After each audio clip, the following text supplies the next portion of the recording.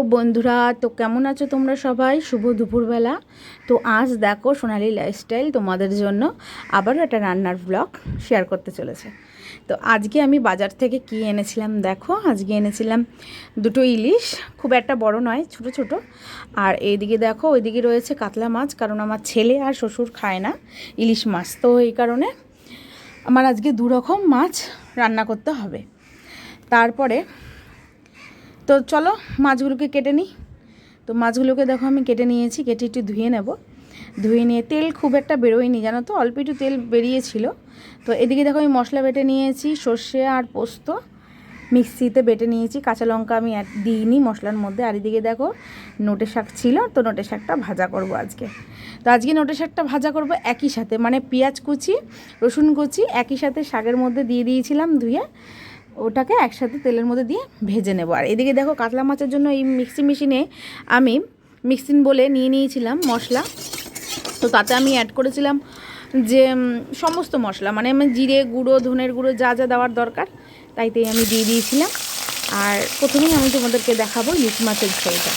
তো ইলিশ মাছ দেখো আমি ভেজে নিচ্ছি। তো একে একে আমি ইলিশ মাছটা ভেজে তুলে নিয়ে রাখবো অন্য একটা পাত্রে। তারপর এই তেলের মধ্যে দিয়ে দেবো কালো জিরে ফোড়ন, আর দিয়ে দেবো, ওইদিকে আমার ভাতও হয়ে গেছিলো, আমি ভাতও উপর দিয়ে দিয়েছি। তো ভিডিওর মধ্যে সবটাই রয়েছে মিক্সড করা, কিছু বাদ যাচ্ছে, কিছু বলতে পারছি বা বলছি, তাতে কিছু তোমরা মনে করো না, তার জন্য আমি ক্ষমা প্রার্থী। আর এদিকে দেখো তেলের মধ্যে আমি কাঁচা এই বেগুনগুলোকে দিয়ে দিয়েছি, তার সাথে লঙ্কাগুলোকে দিয়ে দিয়েছি। সাদা বেগুন এনেছিলাম আজকে। তো বেগুনগুলোকে ভালোভাবে লাল লাল করে একটু ভেজে নিয়ে, খুব একটা নরম আমি করছি না, তেলের উপরে হলুদ দিয়ে আমি মশলাটাকে দিয়ে দেবো। মশলাটাকে দিয়ে একটু নেড়ে চেড়ে মশলা ধোয়ার যে জলটা সেটাকেও আমি দিয়ে দেবো। দেওয়ার পরে স্বাদ মতন লবণ দিয়ে এটাকে আমি এর মধ্যে আমি মাছগুলো দিয়ে দেবো। মাছগুলো দেওয়ার পরে আমি 5 থেকে 10 মিনিট গ্যাসটাকে কম করে দিয়ে ঢেকে রেখে দেবো। তারপরেই ঢাকনা তুললেই আমার ইলিশের বেগুন ঝোলও বলো বা বেগুন পাতুরি বলো, ইলিশ পাতুরি বলো, যাই বলো তোমরা আর কি, যাই নাম টাম দাও, নামানোর আগে একটু কাঁচা তেল দিয়ে আমি নামিয়ে নেব। তো ইলিশের ঝোল তো মোটামুটি প্রায় আমার শেষই হয়ে গেল। চলো এবার কড়া ধুয়ে আমি চাপিয়ে দেবো কাতলা মাছের ঝোলটা। তো কাতলা মাছের ঝোলটা দেখো, আমার ইলিশ মাছের ঝোলটা ঠিক এরকম হয়েছে। আজকে বেগুন দিয়ে আমি বানিয়েছিলাম, এতে কোনো জিরে মরিচ অ্যাড করিনি, শুধু সর্ষে আর পোস্ত দিয়ে বেগুনের ঝাল বানিয়েছি। তো কড়াতে আবার তেল দিয়ে দিলাম, দিয়ে একে একে আমি কাতলা মাছগুলোকে ভেজে নেব। ওয়েদারটা দেখেছো, আজকেও কিন্তু ওয়েদার ওরকমই করে রয়েছে, কিন্তু বৃষ্টির কোনো কুলকিনারা নেই। তবে সামান্য একটু করে বৃষ্টি হচ্ছে, দেখা দিচ্ছে, আবার চলে যাচ্ছে। তো মাছগুলোকে আমি একে একে ভেজে তুলে নেব।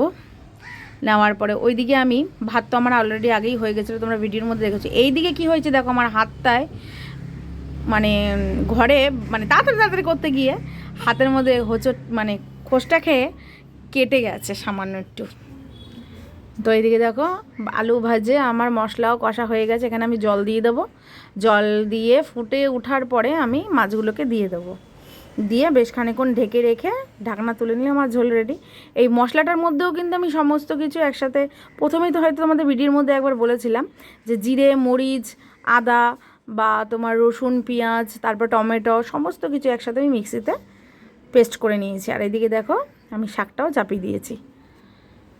তো আজ হচ্ছে আমার এই রান্নার ব্লগ। তো তোমাদের কেমন লাগলো জানাতে কিন্তু ভুলো না।